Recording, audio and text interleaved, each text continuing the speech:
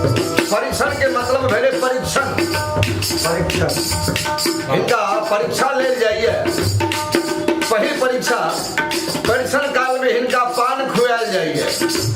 जे दुल्हा पान धर लप से खा लेलक उनका बकलेल बुझल जाइए। आ जे दुल्हा पान नहीं खाए छथि उनका होशियार बुझल जाइए। किया ओइ पान में जे सुपारी होइ छै ओ कन्या के ऐठ सुपारी होइ छै। ताहि दुआरे दुल्हा होशियार रहे छथि तो पान नहीं खाए छथि। अबै काल में भरतलाल जी के सिखा देने रहथिन हुनकर बहिन शांति कि बौआ भैया के कहबनि जे परीक्षण कालक पान नहीं खाए। एकटा परीक्षण एतऽ होइ छै, दोसर परीक्षण दुल्हा के नाक दबा कऽ वेदी पर घुमायल जाइ छै मरबा पर कि जे हिनका अपना सांस में कतेक पकड़ छै। ई बहुत